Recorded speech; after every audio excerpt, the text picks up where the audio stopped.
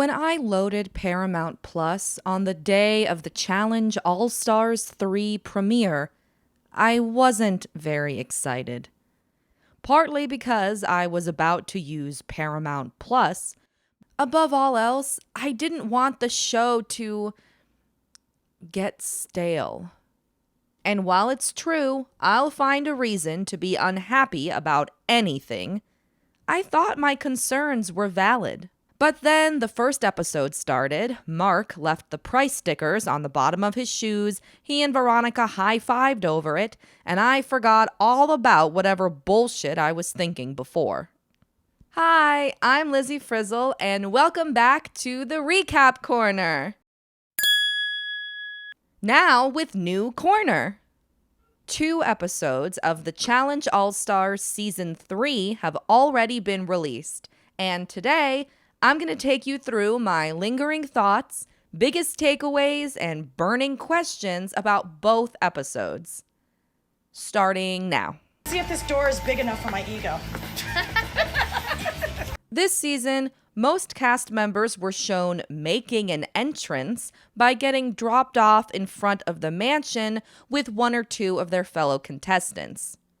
Pairs of gussied-up cast members getting out of cars immediately evoked the Inferno 2 opening theme. Arguably the most challenging challenge ever? Whether or not the reference was intentional, it was a big factor in transforming my challenge fatigue into challenge fervor. Unlike Inferno 2, these All-Stars entrance groups were determined based on pre-existing relationships or connections among the contestants. The 3 original Real World Austin cast members arrived together, as do both Real World Portland returnees. Ronnie and Darrell won the gauntlet together, and Sylvia and Kayla were both cast, I assume, because none of the other old-school era women who have made it to a final challenge were available. First to arrive are Veronica and Tina. All that's missing is Rachel, a camera, and someone to torment, and it'd be just like old times.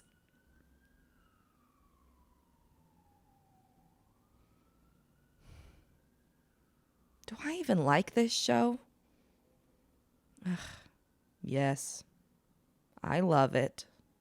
While it's true, both Tina and Veronica, especially Veronica, were involved in some of the show's darkest moments, they also both helped define what the show was. Again, especially Veronica. Next, Mark shows up solo, which makes sense since he's not only the godfather of the challenge, but he's also the person who spearheaded the All-Stars spinoff. Jemmye also appears to arrive solo a few minutes later, which doesn't feel as purposeful or impactful as it did for Mark. Maybe no one wanted to share a car with her because she's built a brand on being a nosy gossip. But hey, at least she's built a brand. The challenge gods know I haven't. Laterrian and Cyrus enter as a duo of real-life friends. Then Ronnie enters with her fellow gauntlet champion, Darrell. Next, Naya and Jordan, the pair from Real World Portland, arrive. Despite neither appearing on that many challenge seasons, their newly found friendship has one of the most tumultuous, upsetting, violent origin stories in franchise history, something the episode addresses in the most MTV, or Paramount Plus, way possible. My past with the show is not the cleanest. Kayla and Sylvia enter next. Neither appeared on the challenge until Invasion of the Champions in 2017. But most people will probably recognize Kayla from that time Lindsay Lohan fired her from her beach club. As mentioned, the Real World Austin trio, Melinda, Wes, and Nehemiah arrived together, but despite their impressive performances throughout last season, Melinda and Nehemiah's entrances are overshadowed by Wes's existence. The second he steps out of the car, we're thrown into a montage of cast members sharing their anxieties, anecdotes, and aphorisms about Wes's fabled sliminess. Good old Wes, Rumpelstiltskin, here we go again. Lately, every season with Wes in its cast includes more than a few identical montages. Too many, I think.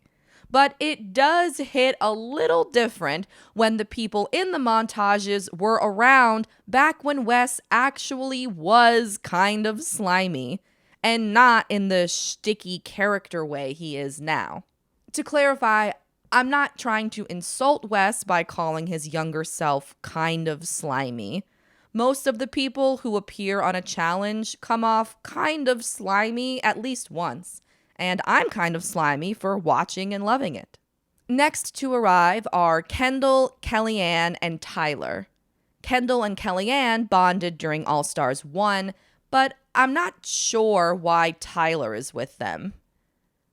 I guess so we could get that great enema content everyone's been clamoring for. Finally, Yes, Jonna and MJ arrive, grouped together because they're currently the only 3 All-Stars champions.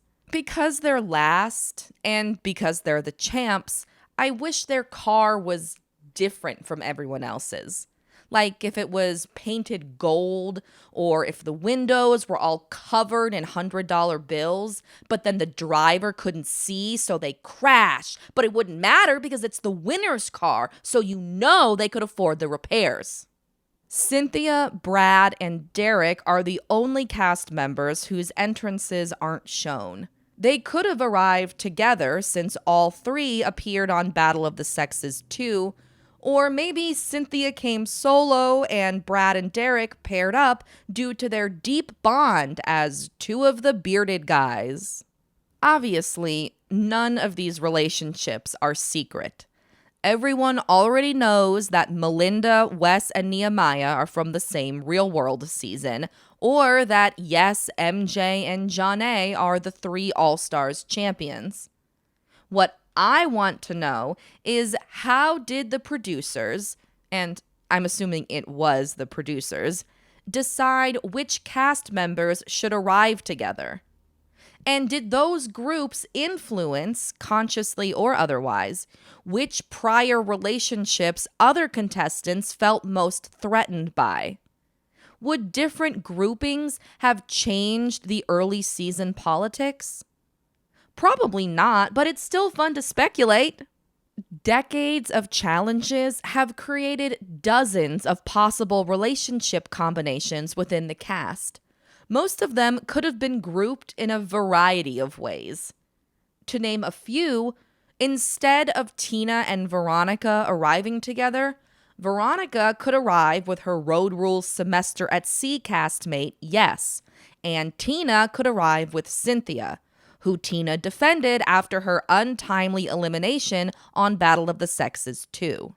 Rather than Ronnie, Darrell could enter with Kendal. They were both on Road Rules Campus Crawl. And rather than Darrell, Ronnie could enter with Mark. They were both winners of the second ever challenge. Instead of arriving as part of the Real World Austin cast, Melinda and Nehemiah could arrive with Latarian as part of the acclaimed alliance and musical group, The King's Palace. That also frees Wes to pair up with one of several potential cast members. Brad, Derek, or Jordan are all good choices. Or you could pull from the darkest chapters of challenge history and pair Wes with Kellyanne. But who wants to remember the ruins? This last one is admittedly silly, but more than anything, I wanted the episode to start with Sylvia, now a licensed realtor, already inside the mansion, decorating and putting out charcuterie boards as if she were about to show it to the rest of the cast. Maybe I'm just overly excited for Sylvia's return. And these are just a few examples of alternate arrival groups. There are lots more, such as Cynthia single? No, Cynthia, she's got a boyfriend. She got a boyfriend. She ain't got no man, though. With so much history between contestants and new drama readily available, there are more than enough potential plot lines to fill out an All-Stars season. But I was surprised that by the end of these first 2 episodes, none of the major conflicts or story arcs from last season seemed relevant, despite the quick filming turnaround. Are Derek and Nehemiah still rivals? Did Nehemiah and Brad's friendship heal? Has the palace been saved? Obviously, the edit needs to highlight new storylines too, but to address almost nothing that happened during All-Stars 2, especially when almost half the current cast was there, goes against the serialized nature of the franchise. Tina quit the show after realizing that the challenge environment was no longer a good fit for her. But now she's back to redeem herself the very next season. I'm excited she's there, but what changed? Since only 2 episodes have aired, it's possible that my questions will be answered yet, should the storylines become relevant to the current season. Though personally, I prefer an edit that fluidly weaves narratives throughout an entire season over an edit that so aggressively and abruptly introduces new storylines at the beginning of an episode, it gives away a lot of what's going to happen. All that said, the lack of continuity from last season to now does leave room for fun new story arcs. The most important so far being the brewing rivalry between Yes and Wes, which I'm loving. During All-Stars 1, Yes and the rest of the cast played a fairly fair game. People voted each other into elimination based mostly on merit. People even volunteered after poor challenge performances. That kind of honest gameplay might have benefited Yes most of all. As a top-tier competitor, even when he didn't win, no one campaigned against him. It's in Yes's best interest to convince this cast to play in a similarly honest style. And one person he probably knows won't be persuaded is Wes. Their strategies and styles of challenge gameplay are presented as polar opposites. But are they really? Yes says he wants to compete against the best in the final. I think most challenge fans, and probably participants too, would consider Wes to be one of those bests. But he's the only person Yes is currently targeting. I'm not saying Yes is wrong to target Wes, just that it's a very Wes thing to do. And if you're still not convinced that they're similar players, in episode 2, Wes criticizes Yes for being pompous, then calls himself cocky a few scenes later.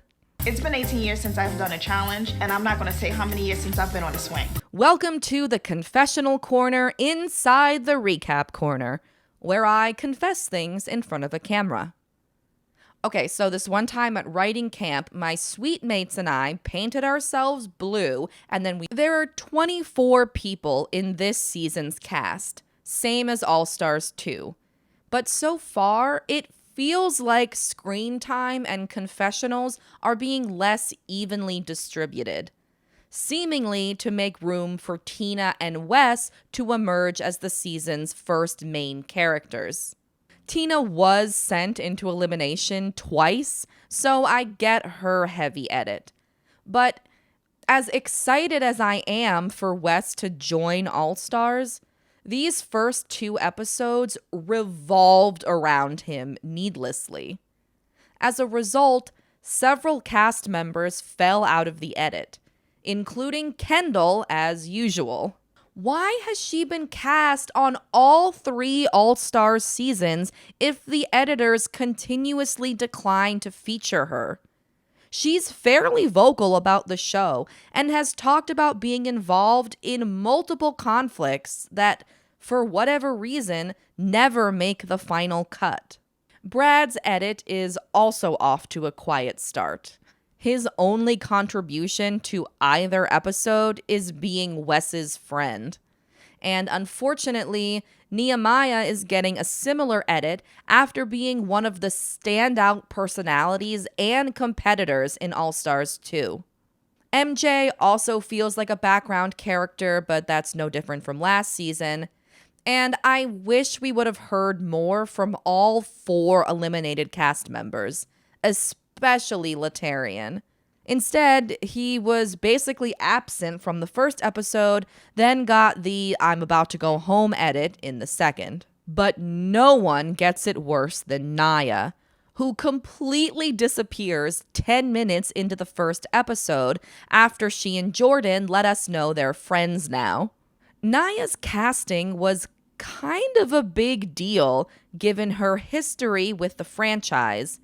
And I assumed that if she was returning, it'd be because the producers were ready to give her the greatest gift you can get while also appearing on a reality TV show.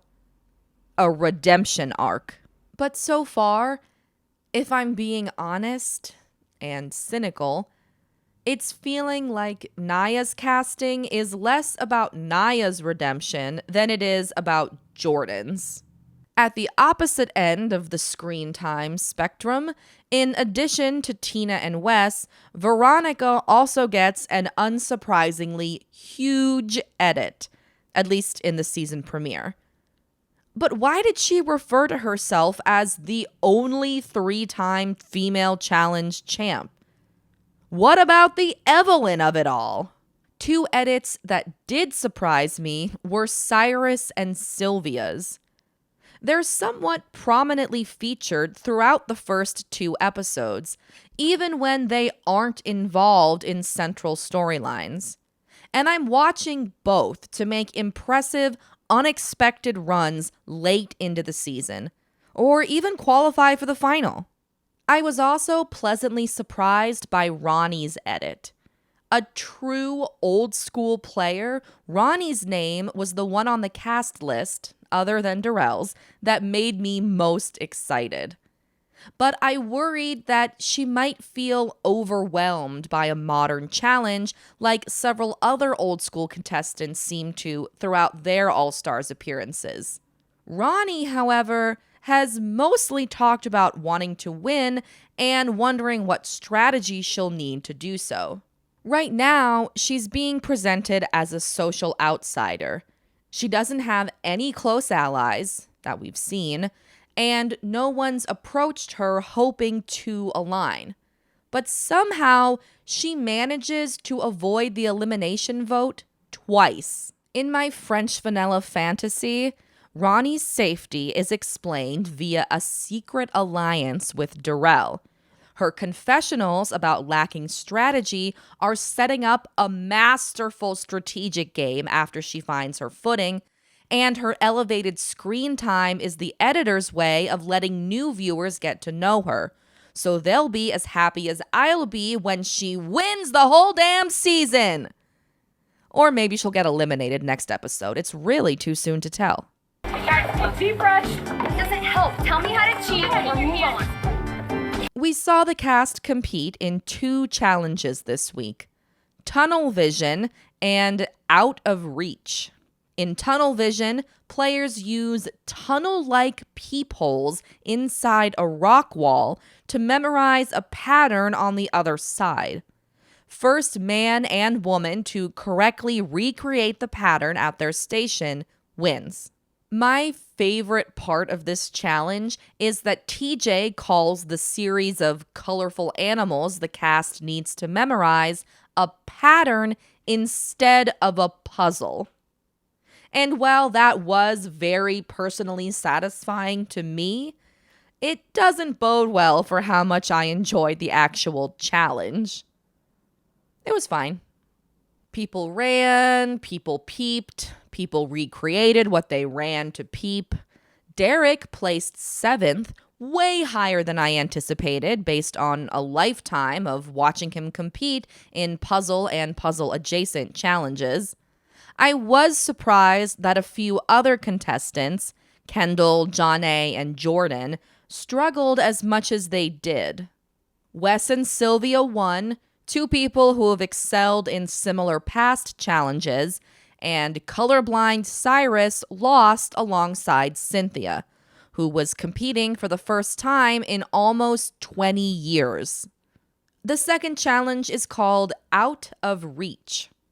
Each player is suspended in a swing 35 feet above the water. At the opposite end of the structure, everyone has a box. Using the swing to build momentum, players tip their box over by kicking it so that a buoyed key inside falls into the water. Players then release themselves from their swing, dropping 35 feet, retrieve their key, and swim to shore. Players who fail to tip their box will be released into the water, along with their keys, after 20 minutes. The key unlocks a box of 6 puzzle pieces that, when assembled, create a 3D star. First male and female player to finish their puzzle wins. Those winners end up being Kendal and Yes. Jordan also performs well even after being hit with a time penalty, which we'll talk about later. Tina and Latarian finish last. Really, Tina doesn't finish at all. She barely even starts. Kellyanne also struggles.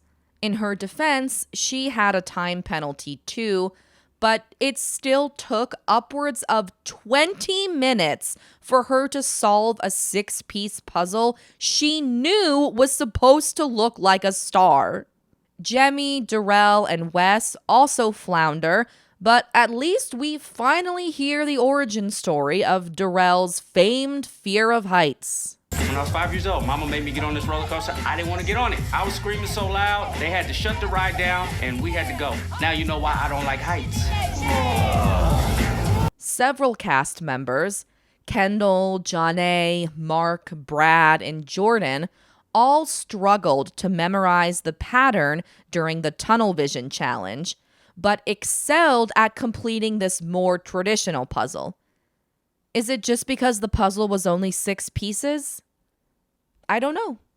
All I know is that I noticed and I don't have much of a filter. I think Out of Reach could end up being one of my favorite challenges from the entire season. It felt distinctly like an All-Stars challenge. No action movie stunts or fast cars or cheesy explosions. And I can't remember seeing another swinging challenge in the franchise before. Though it did remind me of a puzzle in Pajama Sam, No Need to Hide When It's Dark Outside, a computer game I played a CD-breaking number of times as a kid. But I need someone from production to explain to me why the contestants always have to be dropped into the water from 35 feet up. Is someone forcing you to do this? If heights over water challenges are going to be as big a staple on All Stars as they once were on the flagship show, then why can't the cast get dropped from 15 feet? Or 20? 20 is a really satisfying number. A big reason why heights over water challenges became so important to the show is because people's clumsy falls and hearing TJ laugh at them was supposed to be funny. But there's nothing funny about cast members constantly getting hurt. Feeling pretty excited and a little concerned. I'm told that I do look pretty fit, but if you cut me open, a bunch of wine will fall out, trust me. With 2 challenges comes 2 trips to the arena. In the first, Cynthia and Tina, then Cyrus and Tyler play Crawl Brawl. Players crawl through a steel cage tunnel while transporting a sandbag from one end to the other. Halfway through, players must dig out a sand mound in order to progress. After transporting 3 sandbags, players drag them to a bell across the sandpit. First player to ring their bell wins. It's similar to the purgatory game Dee and Maddie played in Total Madness, also called Tunnel Vision, and it's probably also similar to 3 or 4 other eliminations I forgot about. That said, though Crawl Brawl was definitely better than duds like last season's Flaming Tic-Tac-Toe elimination or War of the Worlds chair taping, I still thought it was boring. Turns out, it's not that interesting to watch people crawl back and forth a bunch of times. And when it was over, we lost Cynthia, whose views on the supernatural, as expressed to the real-life Ed and Lorraine Warren on the very first episode of the challenge, are among my favorite reality TV moments. If you see a darkness darker than the darkness, take a picture of it. Yeah, spirits leap. That's what I heard. If you play with this kind of stuff, spirits leap. And I don't want nothing in me. Mm-hmm. Nothing. You know what I'm saying? You don't want to mess with it. Exactly. I don't want nothing jumping in me. No. I don't want that. Well, because I've heard that can happen. Yeah. I'm sure you guys heard about it too. Yes. We also lost Tyler after he couldn't unclip his carabiner. Not unlike Leah during the first elimination of All Stars 2. Could there be a carabiner curse? That would actually be great because every reality competition show needs at least a few curses. I just wish Tyler wasn't the latest victim of it. I have a real soft spot for him. Don't ask me why, because I don't know. In the second elimination, called Lights Out, players are attached to opposite ends of a long pole fixed at its center. The goal is to turn off a light several yards in front of them. But because the pole is fixed at its center, players must pull against each other to reach the light. First person to turn off the light wins. It's very reminiscent of Push Me, one of the most iconic challenge eliminations, with elements of other less iconic eliminations like Looper and Snapping Point. The first match is supposed to be between Tina and Melinda, but an ankle injury Melinda sustained during last season's final flares up, and she forfeits before the elimination begins. That means that Tina and Melinda have now quit against each other in elimination in back-to-back seasons, which I'm pretty sure is a challenge first. The severity of Melinda's injury, she couldn't even walk downstairs without help, makes me wonder how she was even cast. Same with Tyler, whose diaphragm shifted inside his body after pole wrestling against Latarian last season. Losing Melinda this early is disappointing, not only because she performed so well in All Stars 2, but also because, aside from their entrance, we didn't see any scenes of the Real World Austin mini reunion. Mark and Latarian compete in the second matchup. It takes a while and looks exhausting, but eventually Mark wins. Latarian attempts some clever strategy at the last minute per Jonna's suggestion, but it doesn't work. Latarian is among my favorite confessionalists currently in the All Stars casting rotation.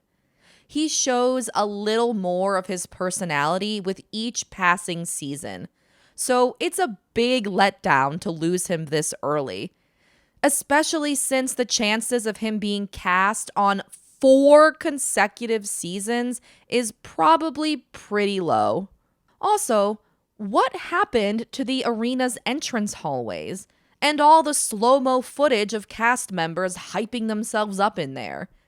Does this mean we'll never again see Nehemiah's signature walk? Or watch Melinda do Nehemiah's signature walk?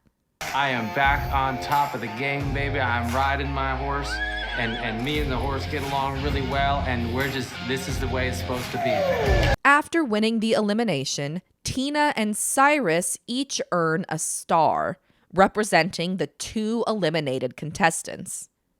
Everyone started the game with 1 star already on their jersey, which I admittedly didn't notice until TJ brought them up at the end of the first episode. He explains that for every elimination won, you earn a star. More stars means more power, but we don't know how yet. My best guesses are mostly mundane. Things like cash bonuses or small time advantages in the final. But I'm hoping for something more drastic, like an elimination buffer. If you lose an elimination, you lose a star, but you're not out of the game until all your stars are gone. Realistically, though, I don't think All Stars could film for that long. Regardless, I love when players are rewarded for winning an elimination with more than just winning the elimination. Hopefully, whatever this new mystery reward is turns out to be worth the risk of potentially going home.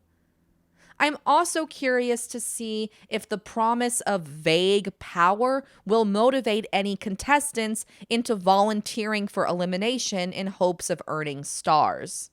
The arena isn't the only place where winning is rewarded. Contestants who win challenges are given a sabotage, an unknown disadvantage they're able to use against any cast member in the next challenge. That's how both Kellyanne and Jordan end up with the 1-minute time penalties I mentioned earlier. They were sabotaged by Sylvia and Wes, the winners of the previous challenge. So far, the sabotages seem like a simplified version of the grenades from Vendettas. Though we've only seen one challenge that included them, so there might be more twists yet to come. Personally, I'm hoping at least some will be significantly harsher and more active punishments than a 1-minute time penalty. Though it was impressive to watch Jordan eat the time and still place first in his heat. Another important piece of the season's format is that last place finishers from the challenge are automatically sent into elimination. But instead of a house vote to determine their opponents, this time a voting body of only the top 3 men and women choose who else competes in the arena. Unfortunately, that voting body is called the Authority. A name so stupid and so at odds with the general All-Stars vibe, I resent the producers for picking it. Stark dystopian language has already invaded the flagship show. Can't All Stars just continue to be summer camp with drama? Despite the name, I do like what the Authority adds to the series. Namely, safety from elimination for other top-tier performers besides the week's first-place finishers. It makes the strategic stakes that much higher. Contestants may only get a single opportunity to eliminate well-rounded competitors like Janae or Yes.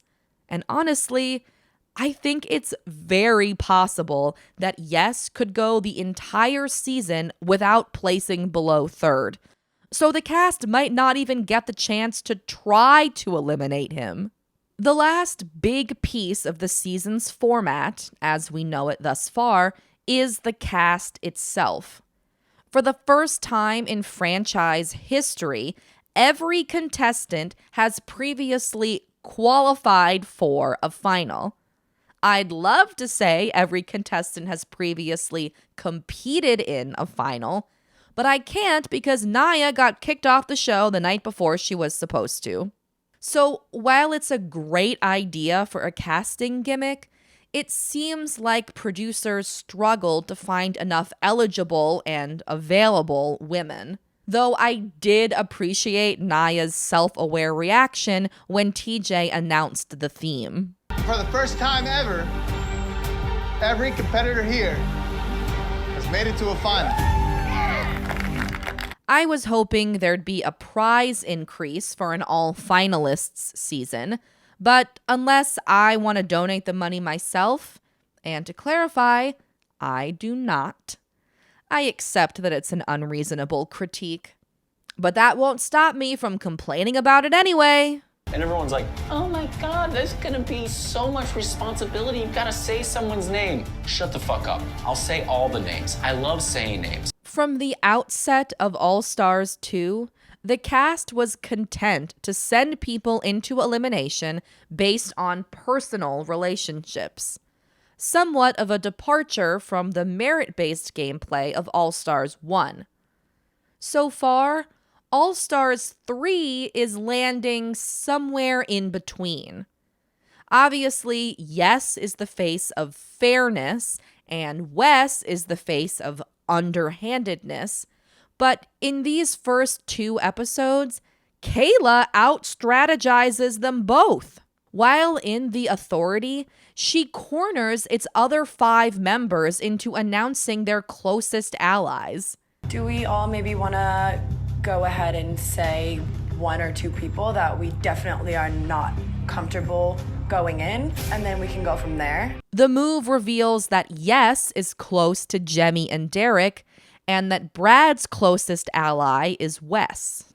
The strategic part is Kayla, aware that the cast already knows her only ally is Sylvia, can answer her own question honestly without revealing anything new about her game. Later, she outdoes herself by persuading the Authority to vote Melinda into elimination. Not only does it chip away at the real-world Austin trio, but Kayla also effortlessly shifts blame for the vote to John A. She also accidentally walks into a pool at one point. Is this Kayla's best challenge episode ever? I also appreciated Wes's advice to Sylvia about how she could best use her sabotage, even if she ultimately ignores him. Sylvia wants to target Kellyanne, partly to break up the Kendal-Kellyanne duo, and partly because of some other stuff that didn't make sense to me as a reason to target her. Kellyanne and I were definitely very comparable in terms of sizes and capability in these challenges, so we would be stupid not to gun for Kendal and Kellyanne. Instead of splitting up Kendal and Kellyanne, a pair of strong competitors currently unaffiliated with a larger group, Wes suggests that Sylvia recruit them to ensure a numbers advantage before alliances solidify. But like I said, Sylvia ignores him and sabotages Kellyanne. Still, it was kind of thrilling to watch Wes pot stir and plant seeds again. He's born for scheming like Georges is born for drag. Prior to the premiere, I was worried that Wes's gameplay would be neutralized by a lack of rookies for him to work with. It's one of his go-to strategies. But if he can keep Yes at bay, or send him back to the Bay Area, then it seems like Wes might actually have more room to play in All Stars than he does in his modern appearances on the MTV show. What I'm not really sure of is why. I don't ever want to leave. Literally ever. Oh, this is a pool. Overall, both episodes were well-paced and entertaining, but I thought the storylines were choppy. Instead of flashbacks from other seasons or hearing how a fifth of the cast would spend the prize money in the second episode, I'd rather get more game-related content. I've seen every episode of the challenge except for the lost one, but I didn't understand some of the dynamics present or not present in these episodes. We already talked about Ronnie's inexplicable ability to stay safe despite her lack of connections. In a similar but totally opposite vein, how did Mark, one of the best social players ever and the man who made All-Stars happen, get voted into elimination in just the second episode? And why did the editors leave out 90% of the deliberation that led to it? Same goes for the Melinda vote. Was the real reason the authority chose her because they knew her ankle was injured?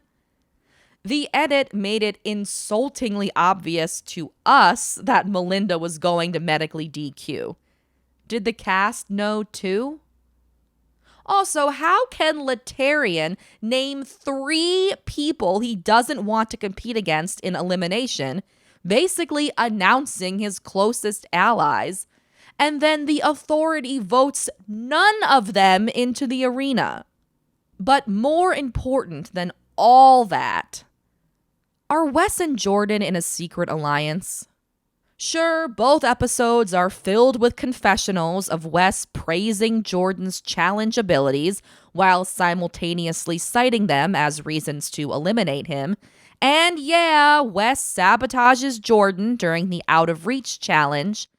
But they both have the opportunity to send the other to the arena, and neither takes it. Jordan doesn't even float the idea after Wes's sabotage. We've also seen Wes secretly team up with a rival before, in Total Madness when he aligned with Johnny Bananas.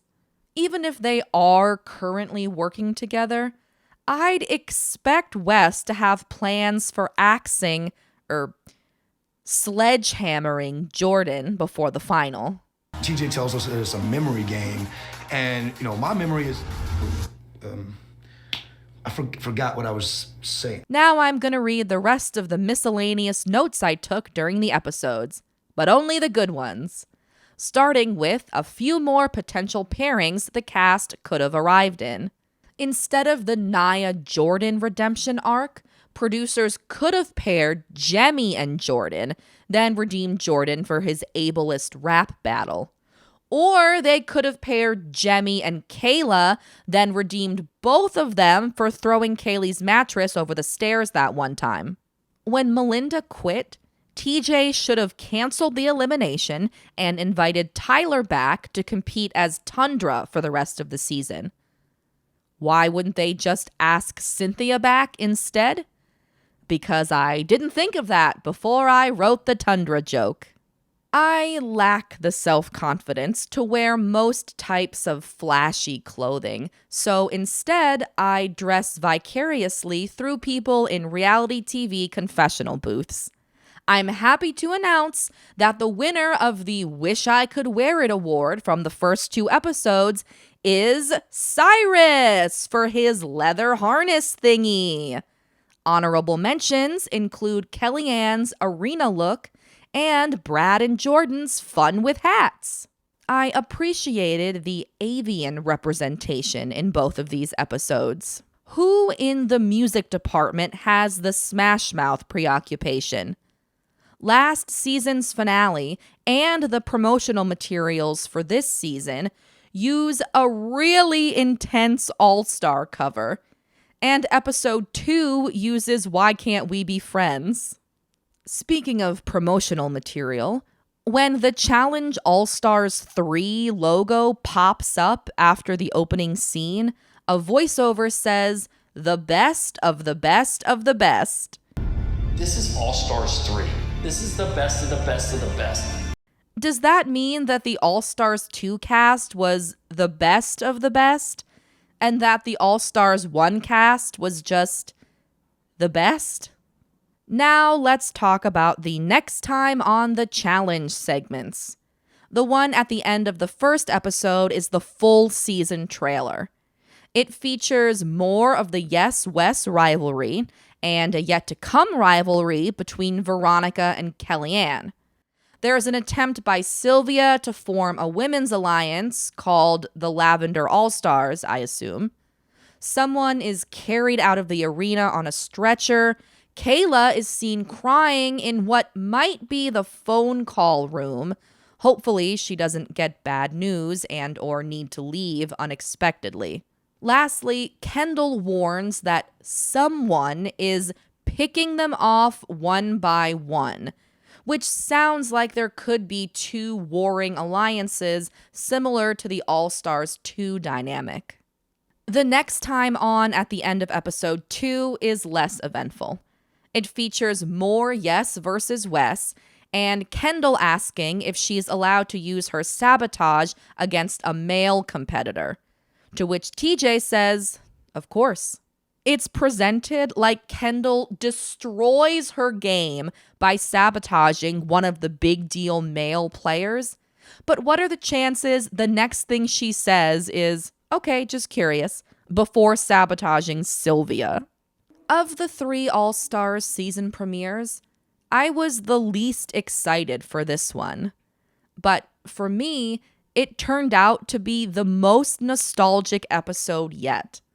We got cast members from the earliest challenge seasons, parties with specific themes and wacky costumes, people targeting a trio of real-world Austin cast members. All that was missing was for Mark to throw the elimination because he already cut a deal to split the prize money. I'll be uploading new videos every Tuesday before the next All-Stars episode drops, so come back then for more challenge content, and if you're so inclined, like and subscribe in the meantime. Thanks for watching!